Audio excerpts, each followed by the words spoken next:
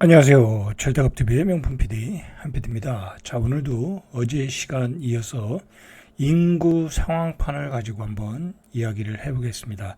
자, 여러분, 이 통계청에 들어가면 인구 상황판이라는 아주 좋은 그 데이터가 있어요.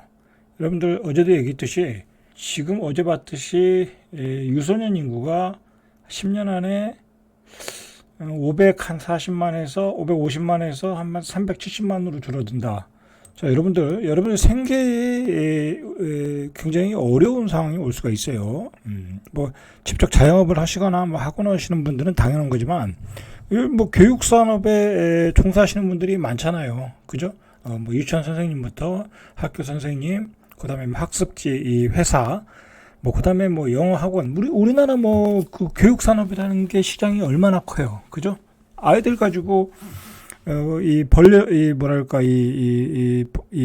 벌어지는 그 사업들이 얼마나 많아요. 그죠? 그런 사업 자체들이 다 구조조정을 해야 된다라는 거예요.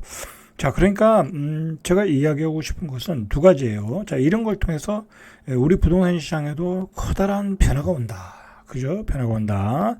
자, 두 번째로 산업의 구조가 바뀐다. 자, 산업의 구조가 바뀌는데 우리가 어떻게 적응해 나가야 될 것인가 라는 것을 여러분들이 고민하셔야 된다. 자, 여러분들 이걸 정부에서 데이터를 만들고 오픈을 하지만은 이런 심각성들을 자꾸 이야기 안 하는 것은 뭐냐면 이걸 사실을 바꾸려면 지금 뭐 나왔지만 지금 저출생에 대한 문제도 나왔지만 자, 보세요. 자녀를 가지지 않는 이유. 자, 이렇게 나왔어요. 통계청에서. 자녀를 가지지 않는 이유. 자, 이렇게 나왔어요. 자, 보세요. 첫 번째로는, 돈이 많이 들어서, 그죠? 하는 일에 지장이 많아서, 자녀에게 매여 살고 싶지 않아서, 좋은 부모가 될 자신이 없어. 한마디로, 돈이 없다라는 거죠. 그죠? 돈이 없고, 잘 키울 자신이 없다라는 거잖아요. 자, 그리고, 가장 또 큰 문제가 서울 수도권으로 다 몰리는 거잖아요. 그죠? 서울 수도권으로. 근데 대한민국의 사실 기득권들은 다 서울 수도권에 있잖아요. 그죠? 그러면 기득권을 포기하면 돼. 그죠? 만약에 저출산 정책을 타파하기 위해서는 뭐 외국에 뭐 이민을 받아들이고 다 그런 건 제가 보기엔 쓰잘데기 없는 소리고, 그죠? 쓰잘데기 어떻게 보면 대한민국을 갉아먹는 좀먹는 소리고 가장 간다는 건 뭐냐면요. 지역 균형 발전하면 돼. 너무 서울 수도권으로 인구가 다 몰려가서 밀도가 높아버리니까 여러분들 이게 생태학적으로 보면 밀도가 높으면 사람들이 출산을 안 해. 그죠? 밀도가 높다는 건 뭐 먹고 살 게 없다라는 거야. 그죠? 주거할 공간이 없다라는 거야. 동물로 봐도. 우리도 동물이잖아요. 인간도.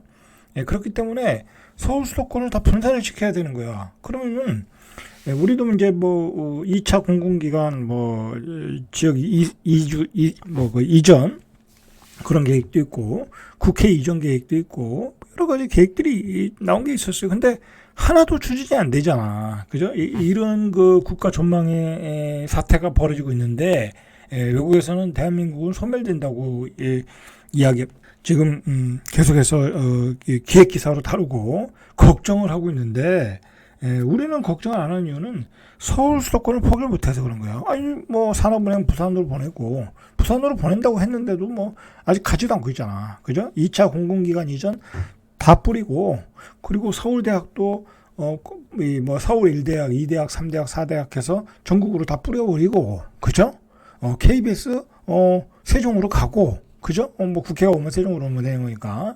그 다음에 뭐 방송국도 다 보내고, 그죠? 대학들도 다 보내고, 뭐 그렇게 혁신적인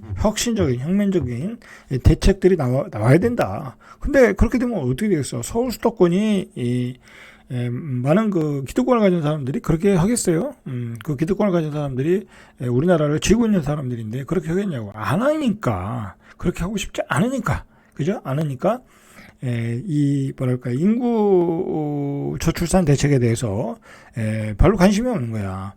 그리고 두 번째로는 뭐냐면은 사실은 이게 냉정하게 보면은 우리가 이제 어제 봤듯이 2,500만 명에서 뭐 5,500만 명까지 올라왔잖아요. 이제 1960년대부터 올라왔는데 인구가 사실 너무 많아. 인구가 너무 많아. 우리나라의 어떤 그 현실에 비해서 어떤 영토, 어떤 여러 가지 사용할 수 있는 에너지, 뭐 여러 가지 조건에 비해서 인구가 너무 많아. 사실은 어떻게 보면 자연적인 감소가 필요한 부분이야. 그죠? 우린 또 그렇게 또 적응해 나가면 되는 거니까. 그래서 뭐라고 그러죠? 이 생태학자들, 또는 이 동물학자들, 그런 사람들이 볼 때는 인구를 더 줄여가는 게 어떻게 보면 자연스러운 거다라는 거야. 이게 냉정하게 보면은 우리가 이제 그 코로나라는 게 이제 얼마 전에 왔었잖아요. 그 전염병이. 자, 그게 뭐예요, 결국은? 이 지구상에 너무 인간들이 너무 많다라는 거 아니야, 인간들이. 그죠? 이 세계 인구가 지금 80억까지 올라왔잖아요. 그죠? 50억에서 80억까지 올라왔다고. 그러면 그 80억 되는 인구들이 얼마나 많은 에너지를 쓰겠어. 그죠? 에너지를 쓴다는 게 뭐예요? 환경 오염을 시킨다라는 거야. 그죠? 우리가 먹는 스테이크 자체도, 그죠? 소를 우리가 이제 스테이크 먹으려면 소를 키워야 될 거 아니야. 소를 키우는 과정에서 얼마나 많은 그 환경오염 오염이 되겠냐고. 그 소들도 방구를 끼거나 이게 탄소 배출을 하는 거예요. 그죠? 그리고 소들이 먹는 음식도 또 이렇게 키워야 되고, 그런 점으로 보면은, 인간이 너무 많아져서 자연의 어떤 그 구조종이 필요할 때 코로나가 온 거야. 옛날에 중세로 보면은 흑사병이죠. 그죠? 흑사병이. 근데 그런 것들이 다 지구의 자정작용이다라는 거야. 그런 관점으로 보면 사실 크게 또 걱정할 일은 아니야. 그죠?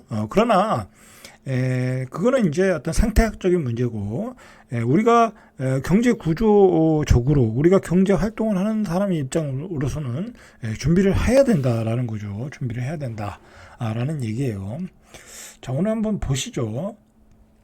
자, 여러분들 지금 이제 아이를 안 낳는 이유를 이야기할 때 사교육비가 너무 많이 든다라고 그러잖아요. 이 차트를 보세요. 그죠? 사교육비가 쭉 올라갔어. 그죠? 요즘은 애들이 공부를 잘하거나 못하거나 그냥 무조건 학원을 보내잖아. 그죠? 사교육비 총액이 이렇게 쭉 올라갔어. 그죠? 이렇게 올라갔다는 건 뭐예요? 이쪽에 어떤 그 산업이 매우 많이 성장해 있다라는 거잖아요. 근데 이게 유소년 인구가 감소되면 쭉 떨어질 거 아니야. 그죠? 그런 점을 우리가 대비를 해야 된다. 자, 이게 어제 잠깐 이야기한 것을 다시 조금 얘기하면, 2072년 되면은 지금 유소년과 노년, 이거는 이제 부양해야 될 사람들이잖아요.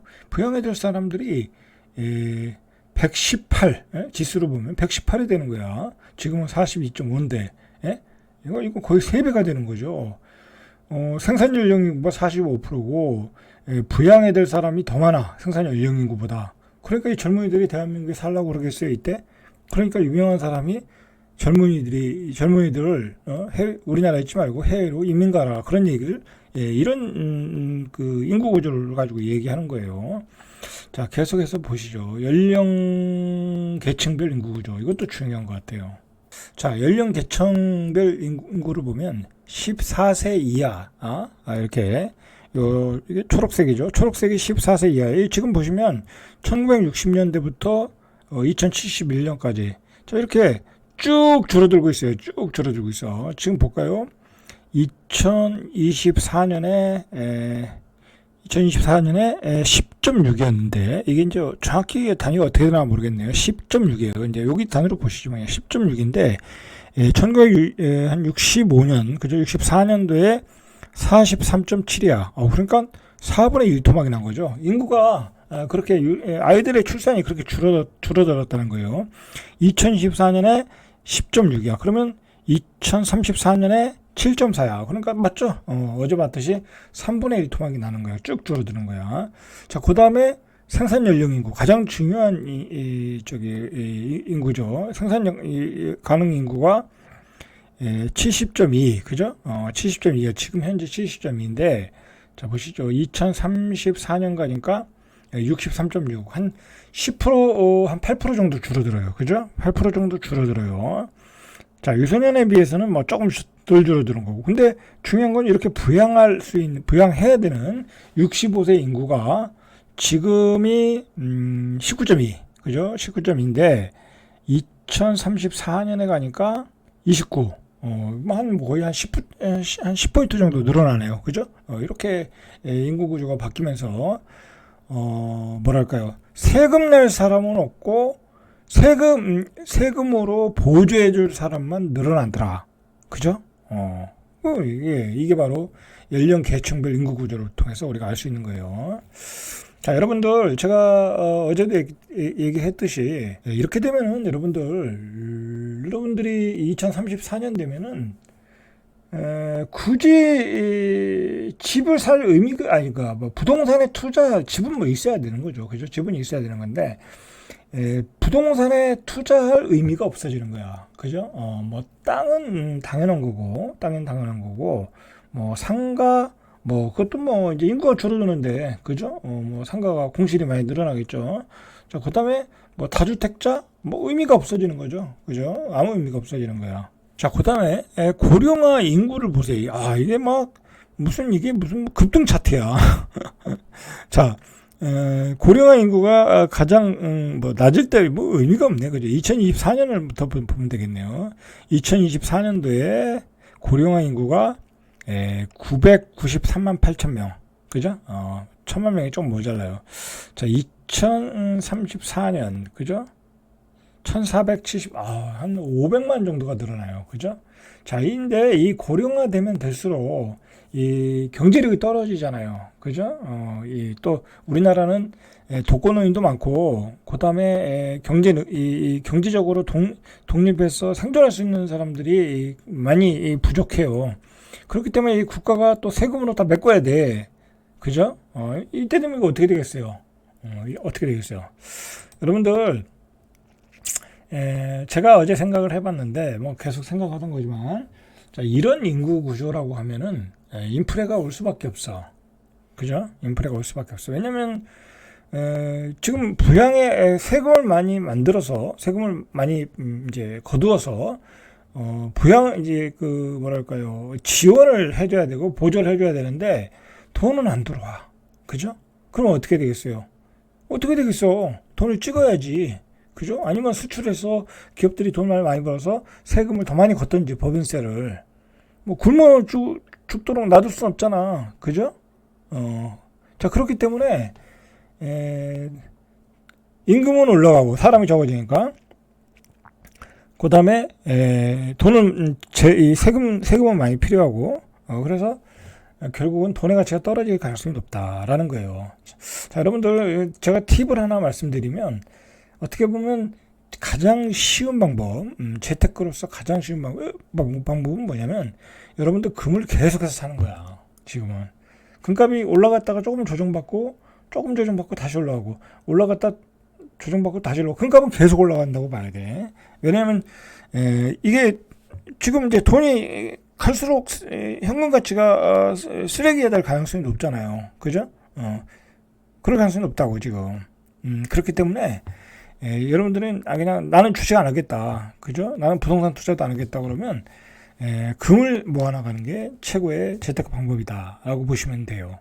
아니면 은행에 넣어놓던지. 근데 이게 인플레가 되면 또 그렇다고 지금 이제 고금리 시대도 아니고 저금리 시대도 아니지만 중금리 시대로 간다고 해도 3%대, 한 3%대, 3.5%대 금리로 간다고 하면 또 은행에 넣어놔도 이거 인플레를 이길 수가 없다고. 자, 그 인플레를 해체할 수 있는 방법은 여러분들이 금을 사는 거야. 금을 사는 거. 계속 보시죠. 1인 가구 비중을 보시죠. 1인 가구. 자, 1인 가구 비중을 보면 또 이게 의미가 확 들어요. 자, 2024년 1인 가구 비중이 34%예요. 34%. 자, 2034년을 볼까요? 36.2%. 그죠? 조금 늘어나네요. 그죠? 조금 늘어나네요. 자, 이게 숫자로 보면 확 다가와요. 자, 1인 가구를 보시죠. 1인 가구의 증가 추세. 자, 이게 개념이 틀려지죠. 자, 2000년대만 해도 1인 가구가 225만 명 정도야. 225만 가구. 자, 2024년에 1인 가구가 750만 명이 몇 배가 늘어난 거야. 그죠? 자, 이때 이제 자녀를 많이 낳았잖아요. 이때는. 그죠? 뭐 이때 정도면은 한 둘은 낳았잖아요. 그죠? 이제 그 사람들이 다 독립을 한 거죠. 그리고 이제는 뭐 부모님들이 이 자식들하고 같이 안 살잖아요. 그죠? 혼자 살고 그러잖아요. 자, 혼자 살거나 뭐 둘이 살거나. 자, 그러면서 이제 1인 가구가 많이 늘어난 거죠. 이 추세는 계속 늘어나는 거예요. 이 추세는. 자, 이게 2034년도 되면 860만까지 늘어나는 거예요. 그러니까 이제 가구 수가 늘어나서 뭐 부동산 가격은 안 떨어진다. 뭐 그런 다 의미가 없는 거예요. 1인 가구가 늘어나는 거니까. 그죠? 1인 가구 뭐 늘어나 1인 가구 사는 사람들이 뭐 어떤 그 경제적으로 소득이 높은 사람들도 아닌 거고 대부분이 뭐 다 그런 건 아니지만 그 사람들이 그렇다고 뭐 큰 아파트에 살 일도 없고 그만큼 1인 가구가 늘어난다는 것은 2인 가구, 3인 가구가 줄어든다는 얘기잖아요. 그죠? 그러면 2인 가구, 3인 가구에 대한 수요가 어떻게 되겠어요? 줄어들겠죠? 그죠? 줄어드는 거야.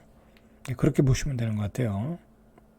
자, 연령대별 1인 가구를 보세요. 연령대별 1인 가구. 자, 연령대별 1인 가구. 2024년을 기준으로 보니까 20대가 제일 많죠. 그죠? 20대가 많고, 30대, 50대, 60대. 자, 그러면은, 포인트를 한번 50대로 보죠. 1인 가구가, 50대가, 110만 명 정도, 113만. 그죠? 34년도 가니까, 114만 정도. 그죠? 이렇게 조금씩 늘어나네요. 그죠? 조금씩. 이렇게 늘어난다. 자, 또 혼인 건수를 보죠. 혼인 건수도 봐도 이것도 심각하더라고요. 자, 혼인 건수를 보면, 벌써 이렇게 차트를 봐도 쫙 줄어들죠. 엄청 줄어들죠. 자, 1997년도, 그죠? 96년도, 우리 경기 한참 좋을 때, 그때 이후로 쫙 줄어들고 있어요, 지금. 자, 얼마나 줄어들었나 볼까요? 자, 최고 많을 때가 이게 45만 건이라고 봐야 되나요? 그죠? 그렇게 되겠죠. 50만 건. 자, 지금, 아주 최근에 2023년도에 이거 17만 건이죠. 그죠? 17만 건. 자, 그러면 얼마나 줄어든 거예요? 50만에서 17만으로 줄어들었죠. 혼인 건수가. 결혼도 안 해요. 결혼도 안 해요. 그 경제적으로는 더 좋아졌는데 결혼 안 해요. 그런데 이 생태학자들이 이야기하기로는 이 경제적으로 풍요할수록 자기의 삶의 퀄리티를 올린다는 거야. 그렇지 않겠어요? 자기만 잘 살면 된다라는 거야. 그렇기 때문에 오히려 더 결혼 안 한대. 경제적으로 풍요할수록. 그러니까 앞으로 우리가 뭐 또 경제적으로 앞으로도 풍요해지겠죠. 그러면 더 결혼 안 한다는 거야. 그죠? 내가 뭐 굳이 뭐 결혼을 해서 그 남들보다 못한 생활을 하면서 뭐 애를 뭐 키우면서 내 삶을 희생하겠냐? 그런 희생 정신이 싹 사라지는 거야. 그죠? 이제 그렇게 보면 되겠죠. 자, 고령 가구.